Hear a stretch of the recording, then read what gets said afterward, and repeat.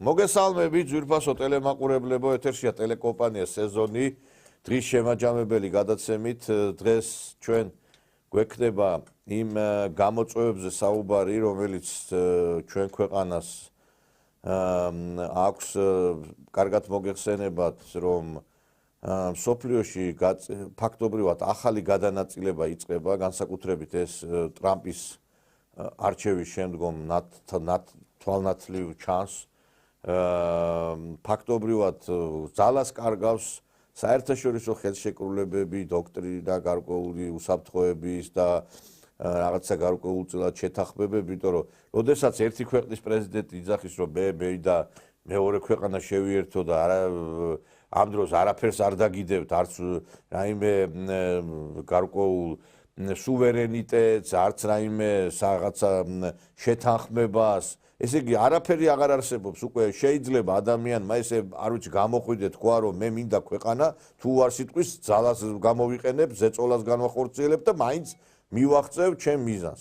არც რაიმე ბლოკში ყოფნა, არც რაიმე გარკვეულ ალიანსში ყოფნა თითქმის ეხლა არ არის უსაფრთხოების რაღაცა გარანტია, იმიტომ რომ ტრამპმა როგორც აი კოსოვოს აღიარების შემდგომში გადანაწილდა რაღაც პროცესები წავიდა და ჩვენც დავზარალდით, შესაძლოა თუ კი ტრამპმა ის გააკეთა, რაც მათ სურს, რომ აი კანადა და გრენლანდია არ ვიცი, ესეც ცოტა რთული საკითხია და რამდენად განხორციელდება, არ ვიცი, მართლაც მიიერთა, შემდგომში სხვაებიც გადაწყვეტენ, რომ ეს პროცესები წარმართონ ისე, როგორც მათ სურთ. აი ამ გლობალური გამოწვევებისა და უსაფრთხოების საკითხებთან დაკავშირებით დღეს ჩვენ გვექნება საუბარი ჩვენ სტუმართან ერთად. ექსპერტი უსაფრთხოების საკითხებში ბატონი დავით ყუხალაშვილი ხდება ჩვენი გადაცემის სტუმარი. მოგესალმებით ბატონო დავით. მოგესალმებით. ბატონო დავით, აი თქვენც ხედავთ, რომ საკმაოდ ესე იგი პრობლემატური დადგა დღეს თითეული პატარა ქვეყნისათვის განსაკუთრებით უსაფრთხოების საკითხი, იმიტომ რომ როცა ეხლა ამერიკაზე დიდი ქვეყანა კანადა ტერიტორიულად ვიძახი დაუცველივით არის, იმიტომ რომ ამერიკას სურს რომ ის ჩაყლაპოს, ამის შესახებ განაცხადა დონალდ ტრამპმა, გრენლანდიაზეც გააკეთა განაცხადი. ხედავთ რომ აგერ სირიის სახელმწიფომ ფაქტობრივად დაასრულა არსებობა, როდესაც პროთურქმა ძალამ იქ მოიპოვა უფლება, რომ იყოს ხელისუფლების სათავეში და არ ვიცი, რა სირიის ბედიც როგორ გადაწყდება, უკრაინა რა დღეშია ეს ჩვენ კარგად ხედავთ. აი რა უნდა გაკეთდეს იმისათვის, აი ჩვენისთანა პატარა ქვეყანამაც, რომ რაღაცა ისეთი ბედი არ გაიზიაროს, როგორიც აი იმ ქვეყნებმა, რომლებსაც საკმაოდ დიდი პრობლემები შეექმნათ და მათი არსებობაც კი რაღაც კითხვის ნიშნის ქვეშ დგას. პირველ რიგში ჩვენ მიჩვეული ვართ ბოლო წლების განმავლობაში, რომ განსაკუთრებული აქცენტი გაკეთებული იყო ერთ სახელმწიფოზე და პრაქტიკულად საუბრობ ახლა რუსეთზე, პრაქტიკულად მთელი პროპაგანდა მიმართული იყო იმისაკენ, რომ რაც შეიძლება თქვა რუსეთი წარმოდგენილიყო ცუდ მხარედ მსოფლიოში, მაგრამ ის განცხადებები, რომლებიც დღეს კეთდება, გვაძლევს იმის საშუალებას დავასკვნათ, რომ ზოგადად ყველა დიდ სახელმწიფოს აქვს თავისი ინტერესები და ის მოქმედებს ყოველთვის თავისი ინტერესების შესაბამისად. უბრალოდ ესეთი აქტიური და პირდაპირი განცხადებები ზოგადად უკვე დემოკრატიის საკითხსაც ძალიან კითხვის ქვეშ აყენებს და უბრალოდ ძალიან ცუდ მდგომარეობაში აღმოჩნდნენ ის ადამიანები, რომლებიც მუდმივად პროპაგანდირებდნენ და ზოგადად საქართველოში ავრცელებდნენ პროამერიკულ განწყობებს. პრაქტიკულად დღეს მივიღეთ რეალური მოცემულობა, რომელშიც ჩვენ ვცხოვრობთ, რომელშიც სამყარო ცხოვრობდა. თუ აქამდე ამერიკის შეერთებული შტატები გარკვეულწილად ნიღბავდა თავის ძირითად თქვათ ქმედებების არეალს და თავის ინტერესებს, ეს არის პირდაპირი განცხადებები, ვფიქრობ, რომ რაღაც ახალთან გვაქვს საქმე და ჩვენი ტიპის სახელმწიფოებს ერთ-ერთი რამ დარჩენიათ ის, რომ მოიძიონ სტრატეგიული პარტნიორი, რომელიც გარკვეულწილად დაიცავს ჩვენს ინტერესებს, იქნება რაღაც გარკვეული თანხმედრილი ინტერესები, რომელთანაც ორივე სახელმწიფო ვისთანაც სტრატეგიულ პარტნიორობაში ვიქნებით მიიღებს მნიშვნელოვან სარგებელს.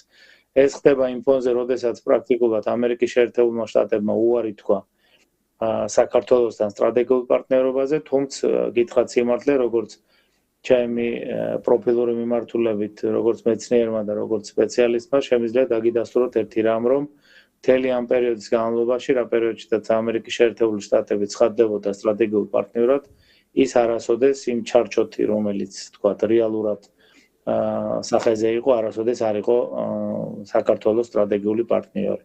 რეალურად მისი ეგრეთ წოდებული თეთრსახელოვანი ემისრები მართავდნენ აბსოლუტურად ყველა პროცესს და ჩვენ დასამწუხაროდ ალბათობის მაღალი ხარისხით ისინი აწარმოებდნენ არა მარტო ინფორმაციების შეკრებას, არამედ გადაბირებასაც და ჩვენ შორს ასვლა არ გვჭირდება, ჩვენ გვაქვს უკვე ჩვენ დასამწუხაროდ ღია სივრცეში ძალიან ბევრი მაგალითი, რომ ადამიანები მტრობენ საკუთარ სახელმწიფოს.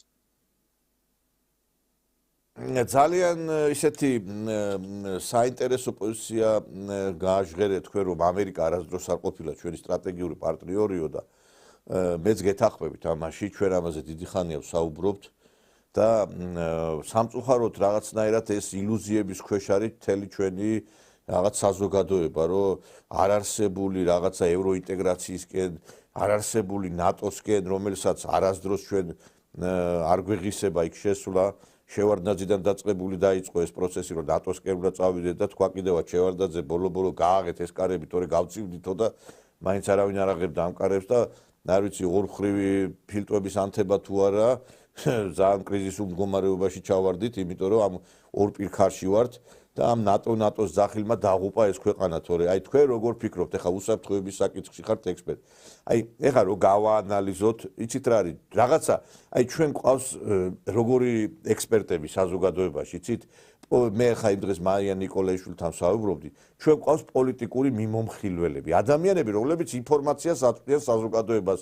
მაგალითად, რა თქვა ტრამპმა, რა თქვა მაკრონმა, რა თქვა სიტყვაზე შოლცმა, მაგრამ საბოლოოდ აი რეზიუმეს აი რა არდებენ იმისა, რომ აი კი ბატონო, აი ეს პრობლემები არის და ქვეყანა საით უნდა წავიდეს, ქვეყანა სად შეცდა, გამოსავალი სად არის, იმიტომ რომ რაღაცა დასკვნა რო დაიდოს, ხო, მაშინ რაღაცა ბევრისთვის ეს არ იქნება მომგებიანი, იმიტომ რომ რო თქვას, რომ რუსეთთან ურთიერთობა უნდა დავალაგოთო, ეშინია პრორუსობა არ დამაბრალონ. რო თქვას, რომ ამერიკელებთან წავიდეთ, მე მეორე მხარეს რაღაცა იმ დარტყმის ქვეშ აღმოჩნდება. და ამიტომ აი ბევრი იკავებს თავს იმ დასკვნის დადებისაგან. არა და მთავარი დასკვნა არის, ხო, იმიტომ რომ ხა ექიმთან რომ მიხვიდე, თუ კი შენ მთავარი დიაგნოზი არ დაგისვა ექიმმა, აზრი არ აქვს, იმიტომ რომ თუ დიაგნოზი არ დასვა, კურნალობას ვერ დაიწყებ. და ჩვენ სამწუხაროდ ყავს ეს მოლაყბე ექსპერტები, რომლებიც რაღაცა ბევრი ინფორმაციის ბრახაბრუხი მოდის, მაგრამ თავს არ იძახიან. მე ძალიან მომეწონა აი თქვენი ეს პოზიცია, პირველად ახარ თქვენ ჩვენთან სტუდიაში, ძალიან მოხარული ვარ და თან ამ უსაფრთხოების საკითხის ექსპერტი ხართ. თქვენ როგორ ფიქრობთ? ეხლა აი ეს თემა რაც თქვენ აი წამოწიეთ, რომ ეს იყო მართლაც ილუზია და არავითარი პარტნიორი არ ყოფილა. აი შეგვიძლია თუ არა დღეს აი ამ ყველაფრიდან გამომდინარე თქმა იმისა, რომ აი ამ ევროინტეგრაციისკენ სწრაფვა და აი ამ ნატოსკენ სწრაფვა სწორედ განაპირობა აი იმ ტერიტორიების ჩამოცილება დროებით საქართველოს, იმიტომ რომ არასდროს არ მიყვარს ხმარა დაკარგვა, იმიტომ რომ სანამ ჩვენ ცოცხლები ვართ, ვერასდროს ვერ შევეგუებით ამის დაკარგვას, რომ აი ამ ტერიტორიების ჩამოცილება, განაპირობა აი ამ სტრუქტურებისკენ, ნატოს და გინდაც აი ამ ევროს სტრუქტურებისკენ სწრაფვა ქვერი ქვეყნისა. ესე იგი, პირველ რიგში ერთი რამს უნდა აუცილებლად ჩვენ თვალი გაუსვაროთ, რომ რეალურად ჩვენი გაწევრიანება ნატოში და ევროკავშირში წარმოადგენს მნიშვნელოვან საფრთხეს თვითონ ევროკავშირისთვის და შესაბამისად ნატოში გაწევრიანებული სახელმწიფოებისათვის. ამიტომ ამის თქმა ზოგადად არავის არ უნდა. იმ შემთხვევაში, რომ ჩვენ არ წარმოადგენდეთ საფრთხეს მათთვის, რომ ჩვენ ვიყვეთ იმ ორგანიზაციის წევრები, ზოგადად ჩვენ გვაქვს ძალიან ბევრი მაგალითი სოფლიო ისტორიაში, რომ პოლიტიკური გადაწყვეტილება ყოველთვის ჭარბობს და შესაძლებელი იყო რომ ჩვენ პოლიტიკური გადაწყვეტილებით თან მიღებული ყოფილიყავით ან ერთ მიმართულებაზე ან მეორე მიმართულებაზე. ერთმა მხარემაც და მეორე მხარემაც ძალიან კარგად იციან რომ ჩვენი არსებობა ზოგადად განხილვის დონეზედაც კი წარმოადგენს მნიშვნელოვან საფრთხეს. ამიტომ ყველა ის შედეგი რომელიც ჩვენ მივიღეთ და მაინც ბოლო ომზე შევჩერდები 2008 წლის საომარ მოქმედებებზე ეს არის შედეგი იმისა რომ ზოგადად ვერ ჩვენმა ხელისუფლებამ იმ პერიოდში და ვერც საერთაშორისო საზოგადოებამ ვერ მოახდინა მყარი ანალიზი რუსეთის ფედერაციის პრეზიდენტის გამოსვლისა გერმანიაში მიუნხენის კონფერენციაზე, სადაც მან პირდაპირ ცალხაზოვნად პრაქტიკულად დადო გეგმა იმ განვითარებული მოვლენებისა, რომელიც დღემდე ვითარდება. მე ვფიქრობ, რომ დღეს ამაზე საუბარი განსაკუთრებულად ხაზგასმით უნდა ვაწარმოოთ, იქიდან გამომდინარე, რომ რეალურად ჩვენ გვაქვს სახეზე ამერიკის შეერთებული შტატების პრეზიდენტის პირველი პირის განცხადებები, რომლებიც ცალსახად მიანიშნებენ იმ აქტივობებზე, რომლის ძირითადი დანიშნულებაა სხვისი სუვერენიტეტის ხარჯზე, პოლიტიკური თუ ეკონომიკური შევიწროების ხარჯზე, საკუთარი ინტერესების დაკმაყოფილება. ეს იმას ნიშნავს, რომ უნდა შევეგუოთ და შეგვებული უნდა ვიყოთ იმას, რომ ჩვენი ტიპის სახელმწიფოები ყოველთვის იქნებიან ხარკის გადამხდელები. ერთადერთი რაც ყოველთვის და საქართველოს ისტორიაში მრავლადაა ესეთი მაგალითები, რომელზედაც უნდა იზრუნოს ყველა ხელისუფლებამ, რომელიც საქართველოშია, რომ ის არ უნდა ჩაებას უაზრო საბრძოლო მოქმედებებში, რომელიც არ იქნება სარგებლის მონტანი სახელმწიფოსათვის და პრაქტიკულად იქნება საწყისი და მნიშვნელოვანი წინაპირობა გენოფონდის განადგურების. ამიტომ ყველაფერი ის რაც მოხდა და რაც ხდება არის შედეგი არასწორი ანალიზისა, ზოგადად საერთოდ ანალიტიკური სისტემის არარსებობისა. კიდევ ერთხელ ვიმეორებ, რომ მიუბრუნდნენ დღეს ექსპერტები 2007 წლის მიუნხენის კონფერენციაზე გაკეთებულ განცხადებას. ვფიქრობ, რომ კიდევ უფრო ნათლად დაინახავენ და ამოხსნიან ყველა იმ პროცესს, რაც დღეს ხდება, რომ ეს არის შედეგი იმისა, რაც თქვათ განხორციელდა ევროპული სახელმწიფოებისა და ამერიკის შეერთებული შტატების მიერ. პრაქტიკულად დაირღვა აბსოლუტურად ყველა ის საერთაშორისო ხელშეკრულება, რომელიც ხელმოწერილი იყო მაშინ, როდესაც იშლებოდა საბჭოთა კავშირი და შესაბამისად ჩვენ და სამწუხაროდ მივიღეთ ისეთი რეალობა, რომელშიც ყველაზე მეტად დაზარალებული გამოვედით ჩვენ.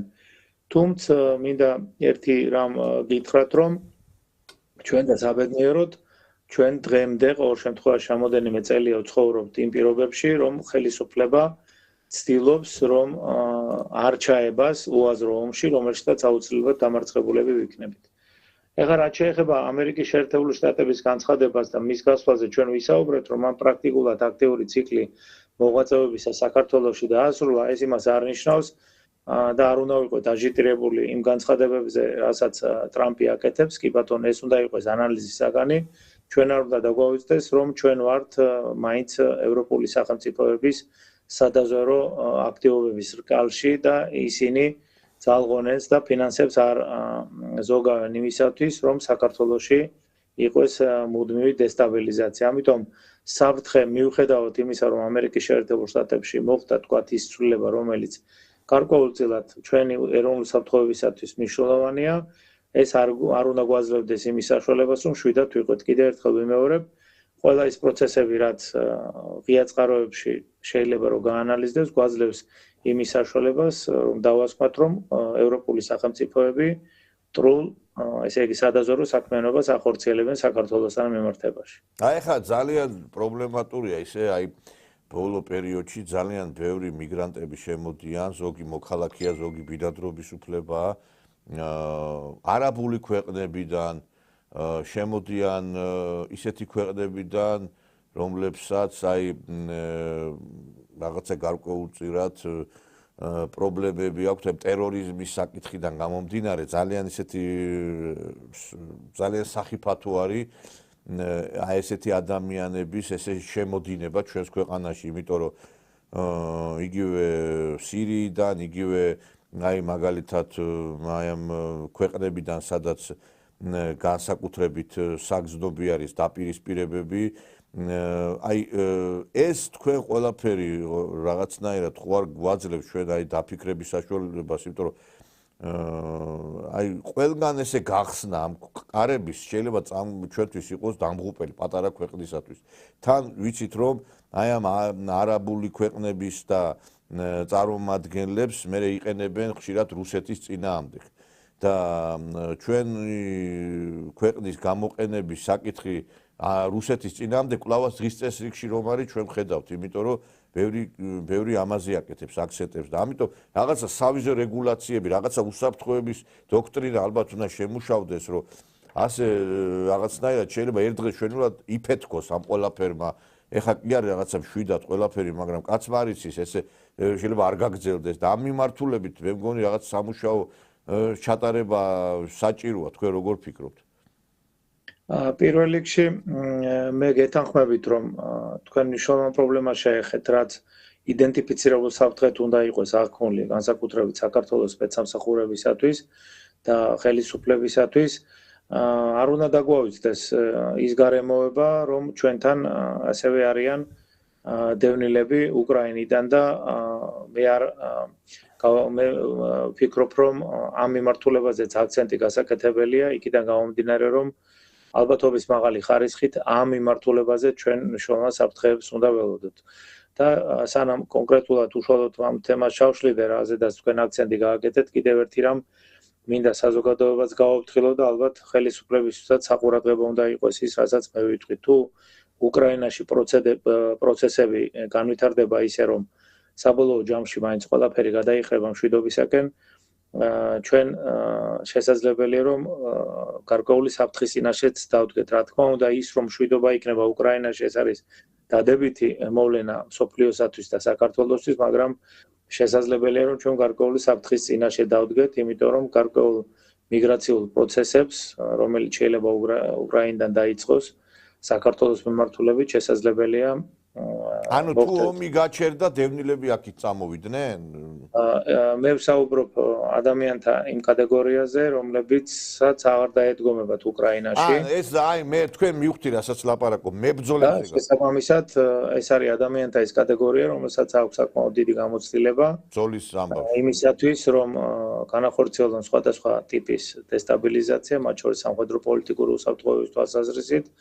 და ამ შემთხვევაში ყოველთვის იზრდება რისკი იმისა, რომ შესაძლებელია მივიღოთ სახელმწიფო გადატრიალება. ამიტომ ამ კუთხით განსაკუთრებული აქტივობა უნდა გამოვიჩინოთ. რაც შეეხება თქვენს მიერ დასმულ საკითხს, ჩვენ და სამწუხაროდ 30 წლის განმავლობაში ჩვენ სხვადასხვა რეკომენდაციების საფუძველზე გავხსენით ის კარიბჭეები, რომელიც ყველაზე მეტად უნდა იყოს დაცული.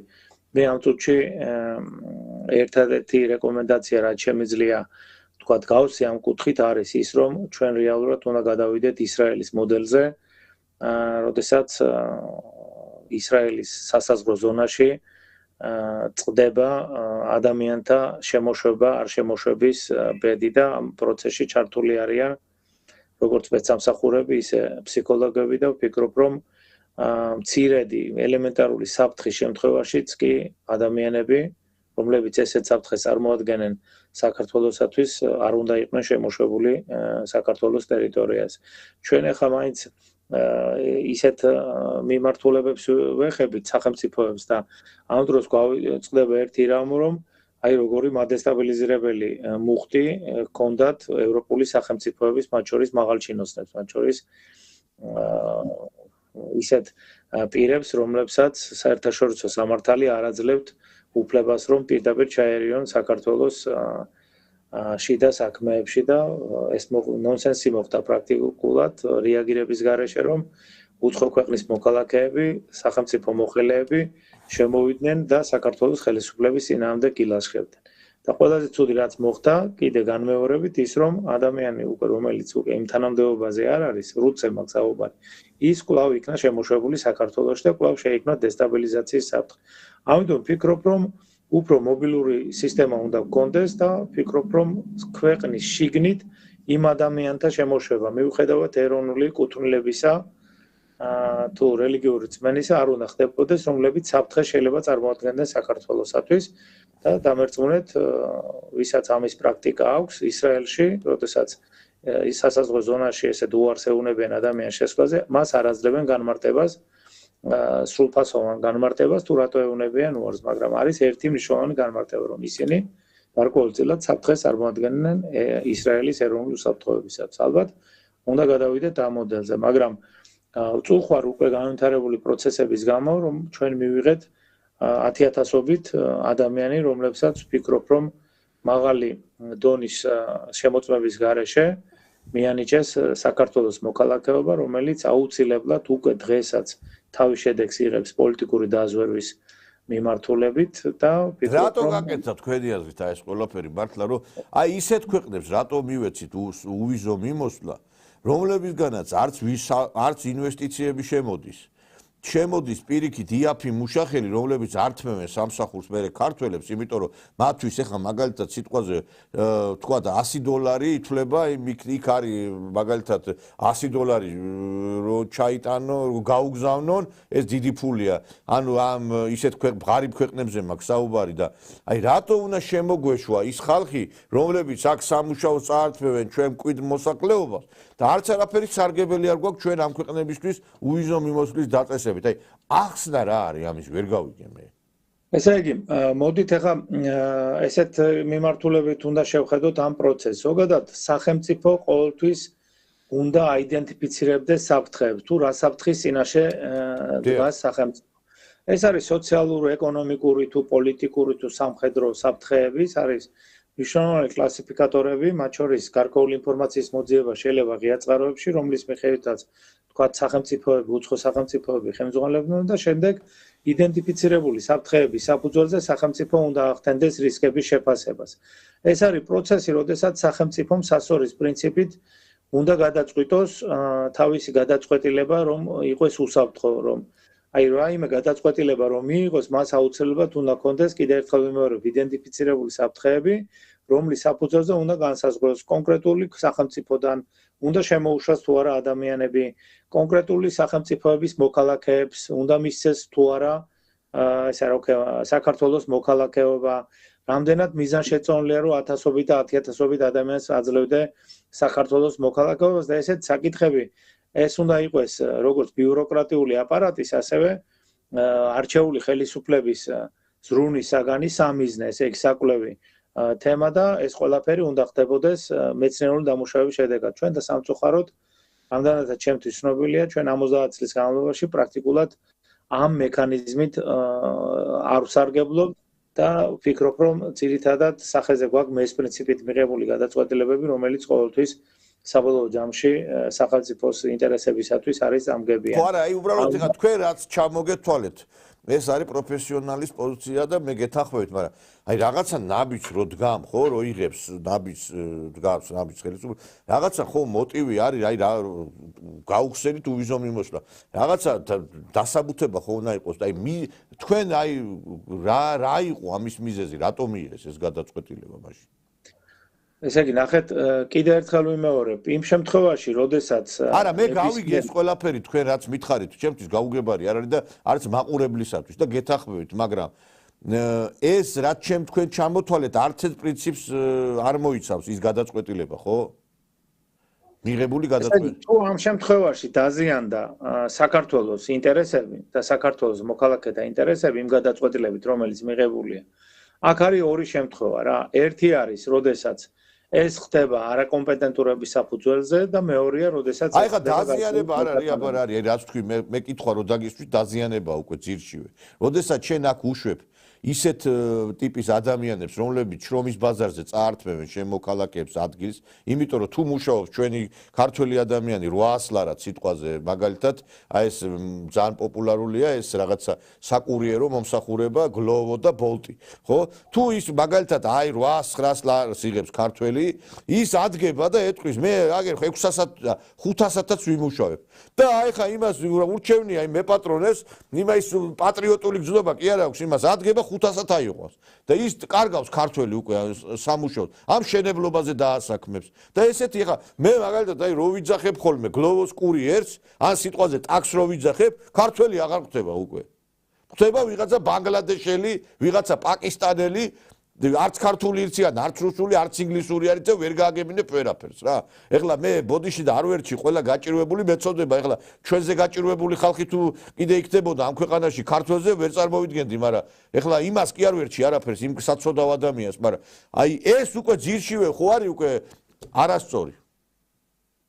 ესე იგი, როდესაც კიდე ერთხელ გეუბნებით, სადაც კი არის საქართველოს ეროვნული ინტერესების, საქართველოს მოსახლეობის. ხო და არა, ეროვნული ინტერესი არ არის, ხო და მეც მაგას გეუბნებით ბატონო. აქ არის უკვე პრაქტიკულად მაშინ გამოდის, რომ არის საბოტაჟის ნიშნები და ამ შემთხვევაში უკვე არა, უკვე აი თქვენ ხო, როცა შენ მოქალაქე, როდესაც შენი მოქალაქე კარგავს სამუშაო ადგილს ქვეყანაში, სადაც ისედაც მწირი არის სამუშაო ადგილები, აბა ეხა ეს ხალხი გიჟი ხო არ არის, უცხოეთში რომ მიდიან. აქედან გამომდინარე, აი გაუგებარი, აი მასში საბოტაჟია, ხო, აი ეგ არის, საბოტაჟია. იგივე აი მაგალითად, ჩვენ ახლა უსაფრთხოების საკითხებს ეხება, აი ხა ეს აქციები რომ მიდიოდა.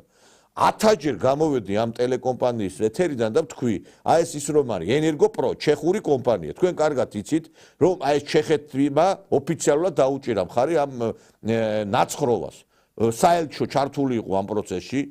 და კაც მარიცის ამ საელჩოებიდან როგორ მოედინებოდა თანხები ამ ნაცმოძრაობაზე ერთ-ერთი უმსხვილესი ენერგო კომპანია ენერგოპრო რომელიც ამარაგებს ელექტროენერგიით თლიან საქართველოს მხოლოდ თბილისს ამარაგებს ეს თელასი დანარჩენ თლიან საქართველოს ამარაგებს ენერგოპრო ესე იგი აი მაგალითად შიდა ქართლში ყოველ დღე თიშავდნენ ენერგიას კახეთში ყველგან მე მიუმართე შესაბამის უწყებებს რომ საბოტაჟია აბა რა არის ეხლა გაზი რო გამოირთო კიდაც ეხლა აი მე არ ვიცი ეხლა ყველგან არის ეს ხალხი ჩაბუდებული ეხლა ნაცები არის ეს სექტასა აი ამაზე კითხვის ნიშნები ახლა როგორ ეხლა ერთი წუთიცაც რო გაითიშოს ამერიკაში ელექტროენერგია ან გაზის მიწოდება იმხელა ჯარიმებს დააწესებენ იმ კომპანიაზე არ ვიცი ენერგოპრომ ეხლა როდესაც მაგალითად გაუთიშა გორის მოსახლეობა სიტყვაზე ელექტროენერგია ხო უნდა დააკისრო დიდი ჯარიმა ამ კომპანიას რაში მაინტერესებს მე ამხელა გადასახაც რო ვიხდი შუქი დენის ფულზე ამხელა გადასახაც ვიხდი გაზზე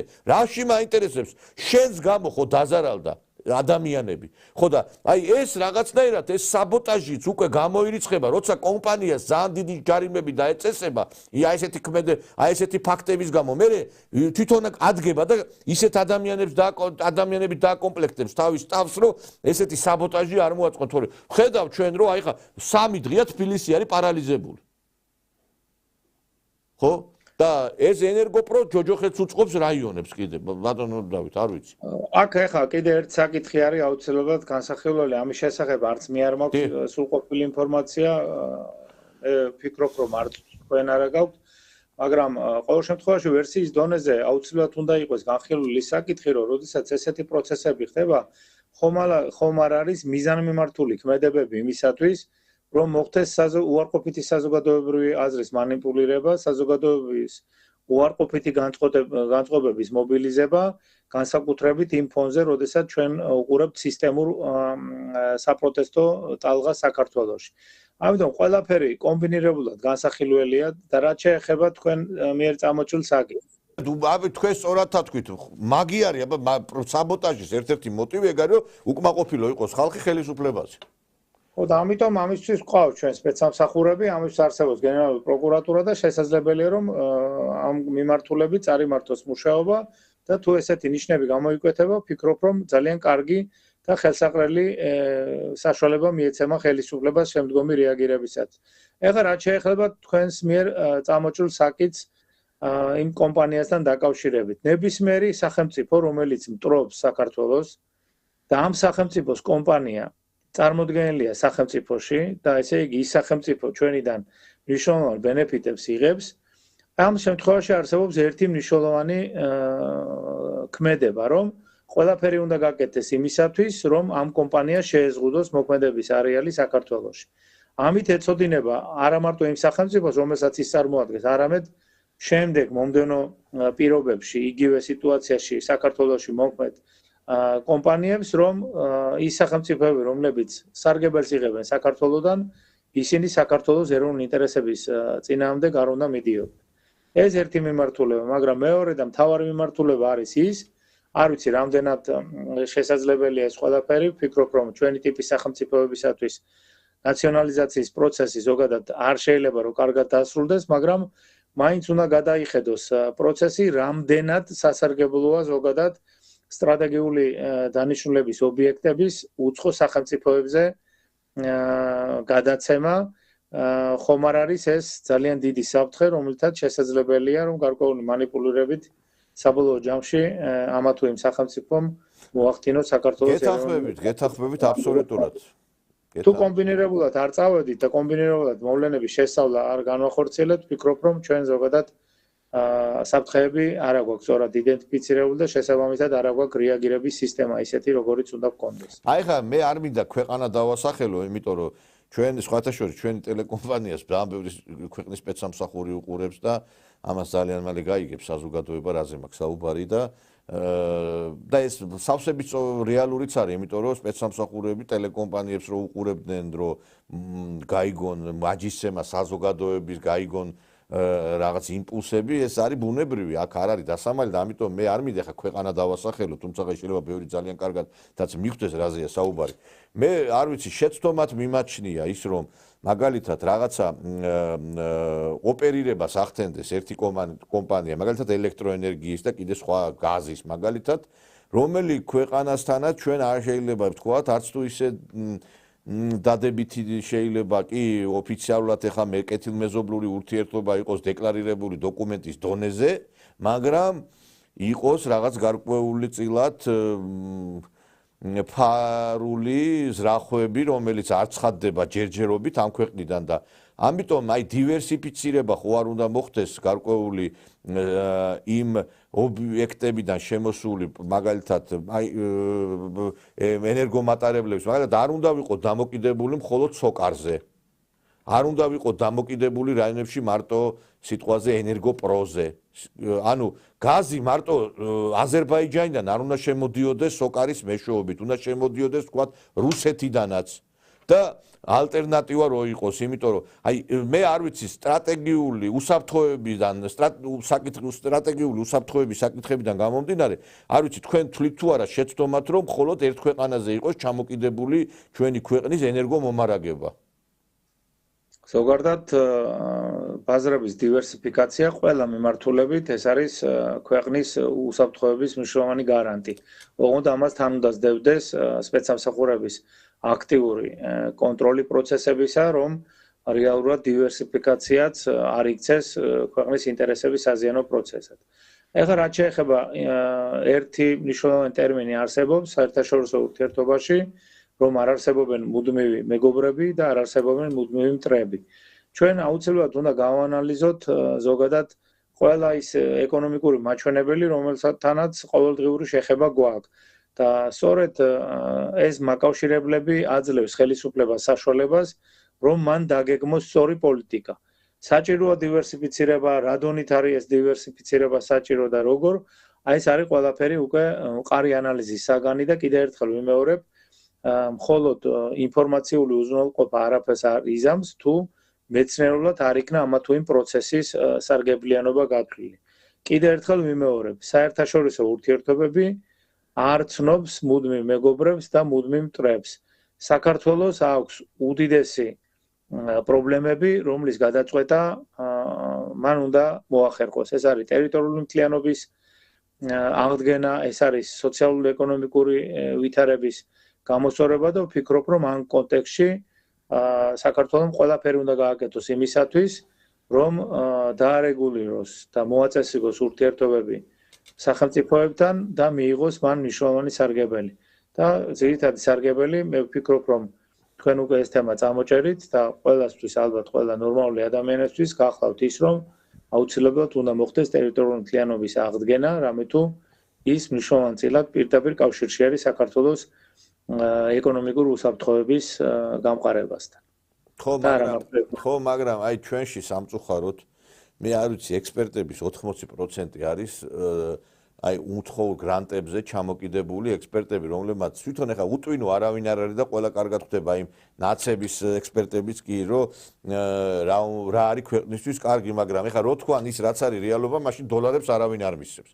და ტერიტორიული მთლიანობის საკითხიდან გამომდინარე, როდესაც ჩვენ ლაპარაკობთ, ეს პოზიცია, რომელსაც თუთი ყუშებივით ზოგი იძახის აქითა და იქითა მხრიდანაც, რომ ჯერ დაგვიბრუნე და მერე დაველაპარაკებით, აი ეს მე მგონი ერთხელ და სამუდამოდ უნდა გაიფანტოს ეს რაღაც სისულელე რომ თუ გინდა რამის დაბრუნება, ხო, ჯერ უნდა დაიწყო ლაპარაკი, იმიტომ რომ ის რომ დაგიბრუნოს იმან რაღაცა, უნდა იყოს ის დარწმუნებული, რომ მე ამ დაბრუნებულზე შენ არ განათავსებ ნატოს სარაკეტო სისტემას, ან რაღაცა მისთვის მტრულად განწყობილი ქვეყნის ობიექტებს სამხედროს. აი მე მგონი რომ აი ეს პოზიცია უნდა დაიგრეს საბოლოოდ და დაიწყოს პირდაპირ დიალოგი მე მგონი რუსეთთან. ესე იგი აი ვინც მაგ პოზიციას აჟღერებს, მაშინ აუცილებელია უნდა წარმოადგინონ კონკრეტული მაგალითები საერთაშორისო ურთიერთობებში, სად მოხდა ესეთი ფაქტი, გასაანალიზებელია შემდეგ ის ფაქტები და რამდენად თავსებადია ის მოდელი, თქვათ, ქართულ-რუსულ ურთიერთობასთან, ამის შემდეგ შეიძლება საუბარი. უბრალოდ ჩვენ და სამწუხაროდ და ჩვენ და საუბედუროდ ჩვენ მივეჩვიეთ იმას, რომ ჩვენ ვახდენთ პრაქტიკულად არა მარტო კანონმდებლობის, არამედ აზრების კოპირებას, რომელსაც შესაძლებელია საერთოდ არანაირი კავშირი არ ჰქონდეს საქართველოს ეროვნულ უსაფრთხოებასთან. ამიტომ კიდევ ერთხელ ვიმეორებ, ყველაფერი ის, რაც მიღებულია, თქვათ, პირობითად სტაბილური განვითარების სახელმწიფოებში, ის შეიძლება საერთოდ მიუღებელი იყოს ისეთ სახელმწიფოსათვის, როგორიც საქართველოა. ამიტომ ყველაფერი არის დამოკიდებული იმაზე, თუ რა ოპერატიულ ვითარებაში ვცხოვრობთ ჩვენ.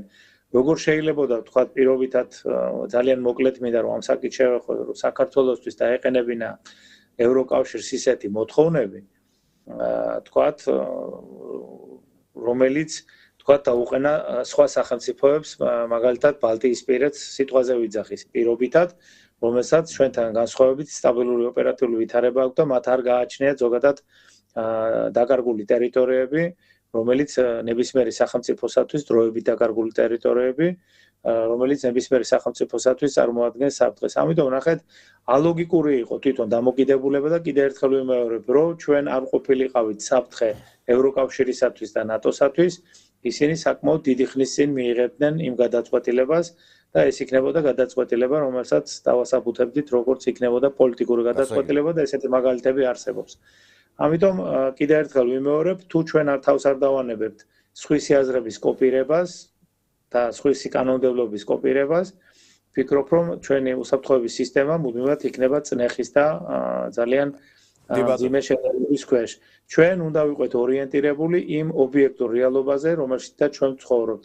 ჩვენ გვინდა თუ არ გვინდა, ჩვენ გვყავს სამეზობლო და ჩვენ აუცილებლად უნდა გავითვალისწინოთ აბსოლუტურად ყველა ჩვენი მეზობელი ქვეყნის ეროვნული ინტერესები. ძალიან კარგად უნდა წავიკითხოთ, გავაანალიზოთ მათ შორის მეცნიერულად მათი ეროვნული უსაფრთხოების კონცეფციები და შესაბამისად ყველაფერი უნდა გავაკეთოთ იმისათვის, რომ ვიყვეთ კეთილ მეზობლურ დამოკიდებულებაში. წინააღმდეგ შემთხვევაში ნებისმიერი რყევა ჩვენი ტიპის სახელმწიფოსათვის დასრულდება ისე, როგორც აქამდე დასრულდა და ჩვენ და სამწუხაროდ ვწუხარ, რომ ჩვენ იმ ადამიანებს ვერასოდეს ვერ დავიბრუნებთ, რომლებიც კი ბატონო. ამ უკვე აღარ არის. აი ხა დონალდ ტრამპი აცხადებს აგი, რომ უკრაინა შესაძლოა ოდესღაც რუსეთი გახდეს.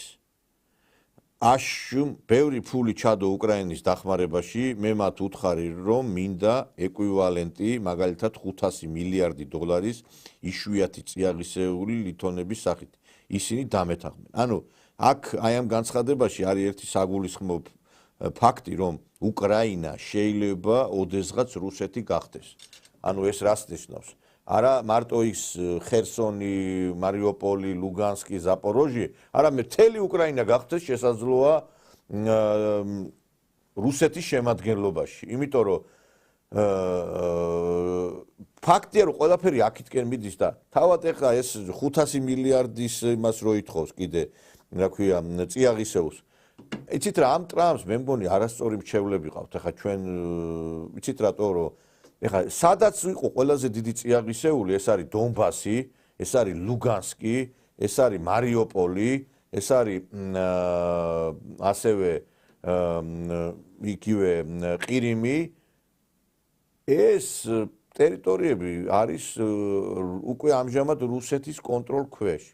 და კი ეხა იქ რასაც ეხლა ოფიციალური კიევი აკონტროლებს, არის რაღაცა გარკვეული წიაღისეული მათ დაქვემდებარებაშიც, მაგრამ ეს 500 მილიარდი საიდან უნდა წამოიღონ ამათმა? რაღაცა ცოტა მე მგონი რაღაცა მათ სადაზვერო საქმიანობაში პრობლემები არის, იმიტომ რომ ის რასაც ისინი აქცენტს აკეთებდნენ, ეს ადრე რო ეთქვათ კიდე ხომ, მაგრამ ის ტერიტორიები უკვე უკრაინის ტერიტორიაზე აღარ არის და რატო ვერ ხვდებიან?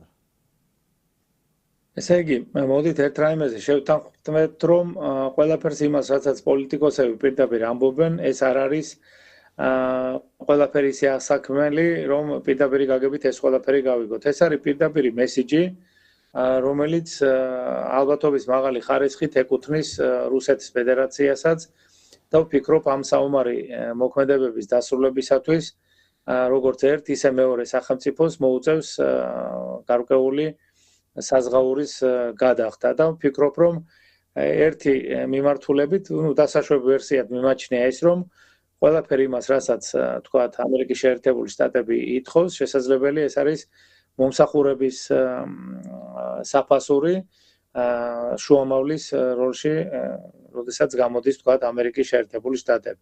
და ერთი რამ მაინც ცოტა მინდა რომ ისტორიიდან ერთი რამ გაგახსენოთ. აი მაგალითად მე მომიწია 18-21 წლების საარქივო დოკუმენტებზე მუშაობა, განსაკუთრებით მაინტერესებდა საქართველოს კონდაზორის სამსახურის საქმიანობა და ზოგადად არსებობს ესეთი მონაცემები, რომ ამერიკის შეერთებული შტატების სადაზვერო მისია 18-21 წლების საქართველოში იმყოფებოდა.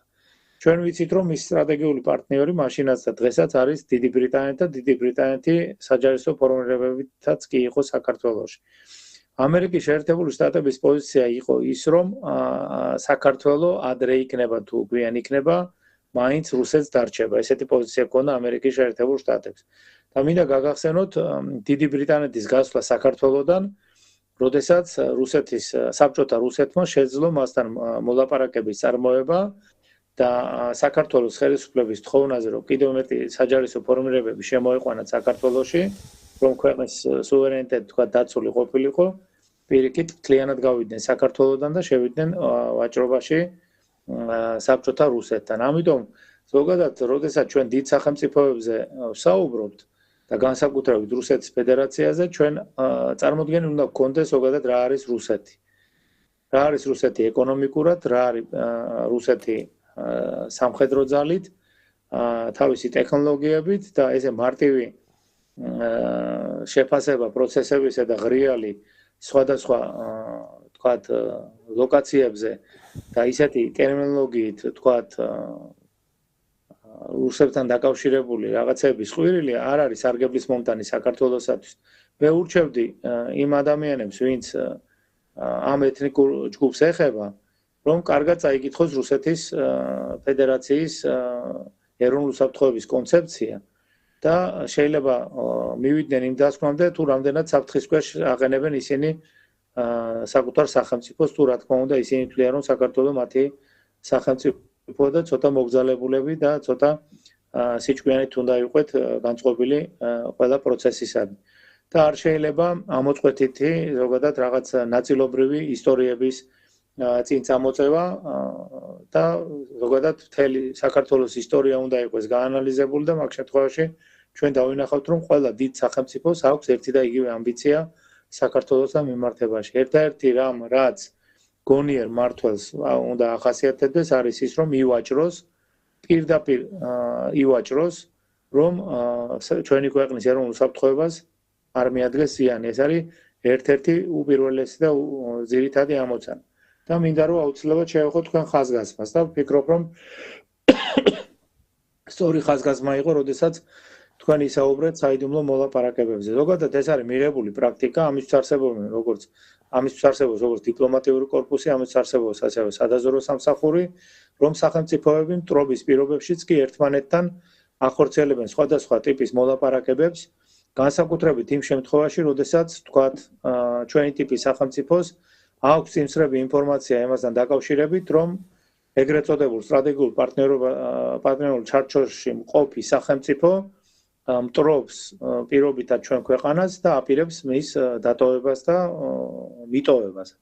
ამ შემთხვევაში ეს მის შემდეგ კი არ უნდა დაიწყოს, როდესაც მიგვატოვებენ, ეს უნდა ხდებოდეს წლების წინ უნდა იყოს დაწყებული და ეს მოლაპარაკებები უნდა ხორციელდებოდეს. აი თუ გახსენდება თქვენ, როდესაც ერთ-ერთი მაღალჩინოსნის მიერ რაღაც სახელმწიფოს ინტერესის დამაზიანებელი ინფორმაციები გაჟღერდა, როდესაც მან თქვა, რომ თქვათ გარკვეული მოლაპარაკებები წარმოებდა უცხო ქვეყნის წარმომადგენლებთან. ეს არის ცოცხალი და საიდუმლო პროცესი და უბრალოდ საინტერესო ის არის ამ ადამიანმა როგორ მიაღწია უსაფრთხოების სამსახურის მაღალ იერარქიაზე, რომ მეტი გონება და აზრი მას არ ჰქონდა, რომ ესეთი პრაქტიკა ზოგადად არსებობს. ამიტომ ჩვენ ძალიან დიდი პრობლემების წინაშე ვდგევართ და ვფიქრობ, რომ ნელ-ნელა ეს პრობლემები დაძლეული უნდა იქნეს. კიდევ ერთხელ ვიმეორებ, კეთილმოზებლური დამოკიდებულების გარეშე საქართველოს ძალიან ეჭვმეპარება, რომ დიდი პერსპექტივები გააჩნდეს. თქვენ ახლა ეს შემოიტანეთ ის თემა, როგორ მიაღწია უსაფრთხოების სისტემამდე იმ პიროვნებამ, რომელმაც ესეთი ანტისახელმწიფოებრივი ქმედება განახორციელაოდა. იცით, აი ეს კოჰაბიტაციის დასრულება, რომელზეც ჩვენ ხელისუფლება გვეუბნება, უნდა დასრულდეს საჯარო სამსახურებში, იმიტომ რომ კოჰაბიტაციის დაშვებამ განაპირობა ის, რომ სახელმწიფო საიდუმლოებასთან ახლოს მყოფი სტრუქტურულ დენაყოფებში, ანუ სპეცსამსახურებში, ძალოვან უწყებებში შეაღწიეს იმ ადამიანებმა, რომლებმაც შემდგომ დივერსიები განახორციელეს ჩვენი ქვეყნის მიმართ. ამიტომ ეხლა როგორც მიმდინარეობს რაღაც გარკვეული წმენდა სხვადასხვა სტრუქტურებში, აი ამ მარგინალი ჯგუფებისგან, ასევე უნდა მოხდეს პირველ რიგში ეს იმ უწყებებში, რომელშიც აი ესეთი ბაცილების ყოფნა არის დამაზიანებელი, იმიტომ რომ ხა შეიძლება სიტყვაზე სოფლის მეურნეობის სამინისტროში აი ესეთი დივერსიული ჯგუფების ყოფნამ იმდენად დიდი ზარალი არ მიაყენოს ქვეყანას, რამდენიც ეს შეიძლება ვთქვათ უსაფრთხოების სამსახურში რო ყავდეს ეგეთი ადამიანი, იმიტომ რომ სწორედ აი როდესაც ხდება შემდგომ პრობლემების შექმნა ქვეყნისათვის, სწორედ აქედან მოდის მე მგონი და ამიტომ რაღაცა გარკვეული ფაქტობრივად ცვლილებები არის საჭირო სხვადასხვა მიმართულებით ამ სტრუქტურებში, იმიტომ რომ ჩვენ დავინახეთ, რომ რაღაც ჩავარდნებმა, რაც ჩავარდნები იყო, დაგვანახა, რომ ეს ჩავარდნები იყო სწორედ აი ამ უწყებებიდან, იმიტომ რომ არსებობს პრევენციული ზომა, პრევენციული მეთოდი, ხო? თუ პრევენციულ შენ საშუალებებს არ მიმართავ, პრევენციულ სამუშაოს არ წარმართავ, მაშინ შედეგი დაგიდგება და რაღაცა გარკვეულწილად აი თქვენ რაც თქვით, როგორ მიაღწია იმ ადამიანს, რამდენი ესეთი ვიღაცა იქნება კიდე მან ჩაბუდებული და რამდენი ვიღაცა კიდე დივერსიებს აწყობს ჩვენი ქვეყნის მიმართ, იმიტომ რომ აი მაგალითად ეხა სიტყვაზე აი სახელმწიფო უმაღლესი თანამდებობის პირები, რომლებმაც ჩაიდინეს შემდგომ ღალატი ქვეყნისა. ეს იყო მაგალითად გვარებით სასახელებაც არ მინდა. პირველი პირები რა ქვეყნისა ახლა ეს პრემიერებიდან დაწყებული. ფაქტობრივად ყველა პრემიერი აღმოჩნდა ქვეყნის ღალატში ჩართული.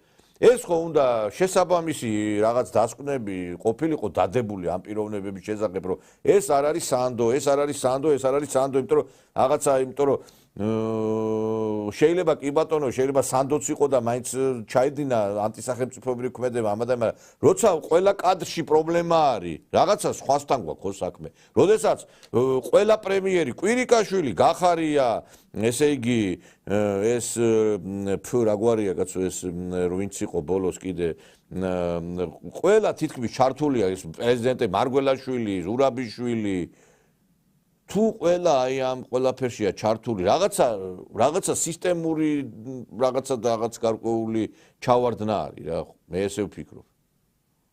ესე იგი კიდევ ერთხელ მივდივართ იმ ტერმინზე, რომლის გამოყენება მე სამწუხაროდ არ მიყვარს, მაგრამ ვფიქრობ, რომ მეტი შეფასება ეს არის საბოტაჟი, იმიტომ რომ სხვა ტერმინი არ არსებობს, იმიტომ რომ პრაქტიკულად ჩვენ ჩამოვთვალეთ ის ადამიანები, რომლებიც სახელმწიფოს ნორმალურ ფუნქციონირებას უშლიდნენ და უშლიან ხელს. საკადრო აი ერთ რამეში ვერ დაგეთანხმებით, აი როდესაც ვქვით სოფლის მეურნეობის მიმართულებაზე. აბსოლუტურად ყველა სტრუქტურაში არის ერთი და იგივე სიტუაცია. თუ ჩვენ განსაზღვრავთ თუ რა დანიშნულება აქვს თქვათ იმ სამინისტროს, რომელზედაც ჩვენ ახლა ვსაუბრობთ, მე ვფიქრობ, რომ იქ არანაკლები ზიანი შეუძლიათ მიაყენონ ქვეყნის. არა, მე რა არის ბატონო დავით, თქვი რომ იქაც ზიანს მიაყენებენ, მაგრამ სად რო ეხლა მაგალითად უსაფრთხოების სისტემაში რო გეყოლება იქ და სად რო სოფლის მეურნეობა ანუ იქ უფრო გაცილებით მნიშვნელოვანი ზიანი იქნება თორე განა იმას ვიძახი რომ სოფლის მეურნეობაში რო იყოს ზიანი არ იქნება იქაც ზიანი იქნება რა თქმა უნდა და ყველაზე მთავარი გახლავთ ის რომ სწორედ სპეცსამსახურები უნდა აკონტროლებდნენ სხვადასხვა უწყებებს და შესაბამისად არასანდოები ზოგადად არ უნდა ხვდებოდნენ სახელმწიფო უწყებებში. ჩვენ გვაქვს უმნიშვნელოვანესი პრობლემა საგანმანათლებლო სისტემაში. აი თუ ხო აკვირდებით ახლა რა განცხადებები კეთდება ამერიკის შეერთებული შტატების პირველი პირებისაგან, ეს არის ჩემთვის პირადად პრაქტიკულად ეს არის აქტიური სადაზვერო ქმედებების გაშიფრვა თავიდან ბოლომდე, რასაც აკეთებს ამერიკის შეერთებული შტატები. გითხრათ სიმართლე, მე არ მახსენდება რაიმე ტიპის ანალოგიური მაგალითი და თქვენ როგორ გქონიათ ახლა ის ადამიანები, რომლებიც აუდიტორიაში ტვინებს ურეცხავდნენ ახალგაზრდებს და ზოგადად უქმნიდნენ პროგანწყობებს როგორ მიგაჩნიათ ეს ადამიანები უნდა იყვნენ კიდე აუდიტორიებთან კავშირში, არ უნდა იყვნენ, ვინ უნდა გადაწყვიტოს ამ ადამიანების თქვათ აუდიტორიებთან კავშირის აუცილებლობა. მე ვფიქრობ, რომ განსაკუთრებული პრობლემა მაინც აუდიტორიებში არის. იქიდან გამომდინარე, რომ ზოგადად ქვეყნის ინტერესების საწინააღმდეგო პროგანწყობების ჩამოყალიბება ხდება აუდიტორიებში, ესა უნივერსიტეტები. ამიტომ აქ არის განსაკუთრებული პრობლემა და ის პროპაგანდისტები, რომლებიც პრაქტიკულად უცხო ქვეყნების ინტერესების, ესე იგი სადაზვერო ინტერესების ხაზს კურირებდნენ, ვფიქრობ, რომ რაღაც ჩარჩოები უნდა მოიძებნოს და ეს ადამიანები ვფიქრობ, რომ აუდიტორიისგან რაც შეიძლება მალე ყველაზე დიდი სტრუქტურა თავდაცვის სამინისტროს მერე არის განათლების სისტემა. იმიტომ რომ რო დავიღოთ მასწავლებლები, განათლების სამინისტრო, თვითონ ეს მოსწავლეები, მერე უნივერსიტეტები, რო ავიღოთ ფაქტობრივად, აი თავდაცვის უწყებაზე არანაკლებია ეს სტრუქტურა და ბიუჯეტიდანაც დაფინანსება და რაღაც ყველაფერი. აი უკვე ხმალა მოღებით ვიბძვით ამაზე, რომ 1000-მდე კაცმა მოაწერა პეტიციას ხელი, ეს აქციები რომ მიდიოდა დაუჭირა მხარი ამ მას რა ქვია ნაცჯალათებს. ერთი კაცი არ არის განთავისუფლებული ამ სისტემიდან. ეხლა მე თუ ვიცი რომ მაგალითად განათლების უწყებაში დასაქმებული ადამიანები. ეხლა მე გასაგებია რომ აპოლიტიკურია ყველა სახელმწიფო სტრუქტურა, ეხლა ვიღაცა მეტყვის როგორ ნაცი არ უნდა იყოს სახელმწიფო სტრუქტურაში. გასაგებია კანონით ყველას აქვს უფლება დაიკავოს თანამდებობა ნაცი იქნება თუ შმაცი იქნება, მაგრამ დღევანდელი ეს ნაცმოძრაობა არის დაკავშირებული რაღაც ფაშისტურ ორგანიზაციასთან. მე ვფიქრობ, აი სახელმწიფოს პირველმა პირმაც თქვა კიდევაც რომ უნდა იგზალოს. და როდესაც ეს ხალხი ჩართულია ასეთ ანტისახელმწიფო მოქმედებებში, როდესაც მინისტრის თითქმის რა ვიცი მე მოადგილეებიდან თუ რა ვიცი მე ვინც იყო, ყველა თითქმის აი ეხლა მაგალითად როგორ შეიძლება რომ ბავშვს უშვებდე შენ უნივერსიტეტში და იცი რომ იქ ნაცებია სულ ყველა ლექტორები, რომ სკოლიდან მასწავლებელს მიყავს აქციაზე და ლექტორს მიყავს კიდე უნივერსიტეტიდან ბავშვი ამაზე რეაგირება რატო არ არის ვერ ხვდები იცით ესეც ბოდიში და ტრამპის გადასაწყვეტია თუ მისი რა ქვია ამერიკის სახელმწიფო დეპარტამენტის აი ამას ვლაპარაკობ ამდენი ხანი ასეულობით ადამიანმა პეტიციას მოაწერა ხელი მათ შორის სამინისტრო აი წესით როგორც ტრამპმა გააკეთა განათლების სამინისტრო რომ დაანგრია ისე უნდა დაანგრიო განათლების სისტემა და ახლიდან უნდა დაფუძნდეს ყველაფერი აი რატო არ აკეთებენ აი თქვენ როგორ ფიქრობთ თქვენი აზრიც გვაინტერესებს აი ამ როგორ ეხა დოკუმენტი არსებობს პეტიციაზე ხელი მოაწერა როგორ შეიძლება ეხა კიდე ეს ხალხი მუშაობდეს იქ მაგრამ ვიღაცა ხო არის იქ რომ აი ეს იცის და არ აკეთებს არა ყველა ხო არ არის საბოტაჟნიკები იქ რა აი რატო არ ხდება მაგრამ მოდით მე შემოგთავაზებთ ერთ რა ვიცი ერთ მეთოდს ხომ არ დავინტერესდეთ მაღალი რანგის თანამდებობის პირების ბექგრაუნდით განათლების სამინისტროში და ხომ არ მივიღებთ პირდაპირ ამოხსნას იმ ამოცანაზე, რომლის წინაშედაც ჩვენ დღეს ვდგავართ და თქვენ არაერთხელ დამისვით შეკითხვა. ხომ არ არის იდენტური, თქვათ, ხასიათის იდენტური ბუნების, იდენტური დამოკიდებულების მქონე ადამიანთა ერთობა თავმოყრილი, უბრალოდ იმ თანამდებობებზე, რომელზედაც თქვათ ისინი არიან, არაძლევთ მათ იმის საშუალებას, რომ ესე აშკარად თავისი პოზიცია დააფიქსირონ, მაგრამ ყველა მოქმედება რომელიც მათ შეუძლიათ განახორციელონ, დანიშვნები და ესე შემდეგ არის სწორედ მიმართული იმისკენ, რომ შეიქმნას ისეთი საკადრო უზრუნველყოფა, რომელიც არ იქნება, თქვათ, სასარგებლო ქვეყნის საგანმანათლებლო სისტემისათვის. აქ კიდე მეორე მომენტია, სტუდენტი შეიძლება ამას თავს არ იდებდეს, მაგრამ ჩვენ იმიტომ გვყავს სპეცსამსახურები, რომ აუცილებლად ის აუდიტორიები, სადაც სახეზე გვაქვს ანტისახელმწიფოებრივი პროპაგანდა, იქ სადაც, თქვათ, ორგანიზებული დანაშაულებრივი ჯგუფები, ეგრეთ წოდებული, თქვათ, მიტინგზე მერე გასააქტიურებული ჯგუფების გადამზადებები ხდება და ეს შემდეგ, მე ვფიქრობ, რომ სპეცსამსახურებს არა მარტო ინფორმაცია უნდა გააჩნდეთ ამის შესახებ, უნდა თქვენ როგორ ფიქრობთ, გააჩნიათ და არაკეთებენ თუ არ გააჩნიათ და არაკეთებენ? აი როგორ არის მაგ? მე ვფიქრობ, რომ მე ძალიან ბევრს ვიცნობ სპეცსამსახურებიდან, ვიცი მათი ინტელექტუალური და ოპერატიული შესაძლებლობები და მე მაინც ვფიქრობ, რომ მათ ეს ინფორმაციული ნაკადები გააჩნიათ. ეხლა კიდე უნდა ვთქვა ის მიმართულება აუცილებლად, იმიტომ რომ როდესაც არსებობს ინფორმაცია და არ არსებობს მასშტაბური რეაგირების საშუალება, ამ შემთხვევაში ისევ საბოტაჟთან გვაქვს საქმე. სამწუხაროდ სურათი ისეთია, რომ ამ ბექგრაუნდებს რო გადავხედოთ, ძალიან ცუდ სურათს მივიღებთ, წუხვარ, მაგრამ მე მაინც ვფიქრობ, რომ სახელმწიფომ ერთხელ და სამუდამოდ უნდა მიიღოს სწორი გადაწყვეტილება.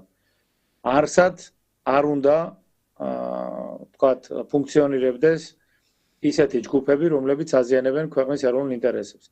თუ განსაკუთრებით ეს მიმართვა, რასაც ახლა მე ვამბობ, ეკუთვნის იმ ჯგუფებს, რომლებიც დილით და საღამომდე, თქვათ, პროგანწყობებით, პროამერიკული განწყობებით გამოირჩევიან. გაიხსენეთ პერიოდი, როდესაც ამერიკაში, ამერიკის შეერთებული შტატების ხელისუფლებამ მიიღო გადაწყვეტილება კომუნიზმის საფრთხეს გავრცელებასთან დაკავშირებით, როდესაც ყველა თანამდებობის პირი, აბსოლუტურად ყველა თანამდებობის პირი ლოიალობაზე იქნა შემოწმებული. მე ვფიქრობ, რომ ამის დრო დადგა. იმიტომ რომ ჩვენ გვყავს ძალიან კარგი, ძალიან ნორმალური, ძალიან გაწონასწორებული პატრიოტი, განათლებული ადამიანები, რომლებიც არიან სამსახურების გარეშე, რომლებიც არ იკავებენ იმ პოზიციებს, რომელიც მათ უნდა ეკავოთ და სამაგიეროდ გვყავს ისეთი ადამიანები, რომლებიც სხვადასხვა პერიოდებში აქტიურად იყვნენ ჩართული პოლიტიკურ თუ ეკონომიკური ხასიათის კორუფციაში. ჩვენ სამწუხაროდ ეს ქვეყანა დაღუპა მლიქნელობამ და მლიქნელებმა. როდესაც ადამიანებმა იციან რაღაცა პრობლემის შესახებ და ამის შესახებ არ ამბობენ. ანუ მე მაგალითად ერთ-ერთ ადამიანს, რომელიც დაახლოებული არის ხელისუფლების უმაღლესი რანგის თანამდებობის, თანამდებობა შეიძლება არ ერქვას, იმ პირთან, რომელიც რაღაც, საკმაოდ ბევრს ნიშნავს ამ ქვეყანაში, გადავეცი ინფორმაცია იმის შესახებ, რომ რაღაცა დიდი საფრთხე კიდე არ მოხდეს ჩვენი ქვეყნისათვის. ანუ პრევენციული ზომა მივიღე. იმიტომ რომ არის რაღაცა თემები, რომლის გახმოვანებაც არ შეიძლება, იმიტომ რომ როგორც ბევრი რამის ჭამა არ შეიძლება, ბევრი რამის თქმა არ შეიძლება, ანუ არ შეიძლება რაღაცის თქმა და არ ვიცი ხა მიაწვდის თუ არა ეს ადამიანი იმ ინფორმაციას და ამ პირდა მივაწვიოდა. ზოგრაბეს ვახმოვანე. ყველაფრის თავი და თავი ის არის, რომ ყველა ისეთ თანამდებობაზე, რომელიც წყვიტავს საკადრო საკითხებს, პოლიტიკას, კვლავაც ნაცები არიან. მათ შორის სახელმწიფოს წილობრივი მონაწილეობით დაფუძნებულ სააქციო საზოგადოებებში და სხვადასხვა კომპანიებში და ისინი საკმაოდ კარგად გრძნობენ თავს. ისე გითხრათ სიმართლე, სხვადასხვა პერიოდებში ხელისუფლების წევრთა სიცოცხლემაც მნიშვნელოვანი წილად ამ კოჰაბიტაციის პროცესს მნიშვნელოვანი საფუძვლები ჩაუყარა. ამიტომ მხოლოდ სადაზვერო კოჰაბიტაციაზე არ შეიძლება იყოს საუბარი. სიცოცხლემ, რომელთანაც მივიღეთ პრაქტიკულად სიმბიოზი, როდესაც დანაშაულის ჩამდენი ხელისუფლების წევრები გაერთიანდნენ ახალი ხელისუფლების გარკვეულ წევრებთან ბიზნესებში, მათ მიიღეს მნიშვნელოვანი წილები, ამიტომ ვფიქრობ, რომ მხოლოდ სადაზვერო კოჰაბიტაციის ბრალი ეს არ არის, ამ შემთხვევაში ვფიქრობ, რომ გარკვეული მათ ბიზნეს ინტერესების თანხვედრაც ჰქონდათ, ამიტომ მოხდა ეს ყველაფერი. სამწუხაროდ. მადლობა, კიდევ ძალიან ბევრი თემები არის, რომელიც არის სამჯერო სალაპარაკო, ყველაფერს ერთ გადაცემაში ნამდვილად ვერ ვილაპარაკებთ, ვერ ვიტყვით. ჩვენ შემდგომშიც გვექნება საშუალება აუცილებლად მოგიწვევთ ჩვენ გადაცემაში და ვისაუბრებთ ამ პრობლემებს, საკითხებზე, რომელიც ძალიან ბევრი დაგროვდა ჩვენს ქვეყანაში და იმედია რომ გადაწყდება, იმიტომ რომ ჯობს გვიან ვიდრე არასდროს და სამართალი ურმით მოდისო და იმედია რომ რაღაცა გარკვეულწილად დაიძრება. ბევრი ამ ყველაფერს უკავშირებს იმ კომისიის შექმნას, რომელიც შეიქმნა ნაცმოძრაობასთან დაკავშირებით და არ ვიცი, ვნახოთ როგორ რა იქნება, მაგრამ რაღაც გარკვეული ოპტიმიზმი არსებობს და რაღაც იმედებიც არსებობს. ჩვენი მოვალეობა რომ ხელი შეუწყოთ ამ კომისიის მუშაობას, შესაბამისად თუ რაიმე მოეპოვება, ვფიქრობ რომ აუცილებლად ამ კომისიას უნდა მიაწოდოს და სიღრმისეულად უნდა მოხდეს ყველა საკითხის. მადლობა მოწვევით. დაგემშვიდობებით ბატონო დავით, კარგად ბრძანდებოდი. ბატონი დავით ბუხალაშვილი იყო უსაფრთხოების საკითხებში ექსპერტი, ჩვენი გადაცემის სტუმარი, ძვირფასო ტელემაყურებლებო. ამით მე მინდა დაგემშვიდობოთ, ჩვენ შევხვდებით ხვალ უკვე ტრადიციულად ერთმანეთს საღამოს 9 საათზე, კარგად ბრძანდებოდით.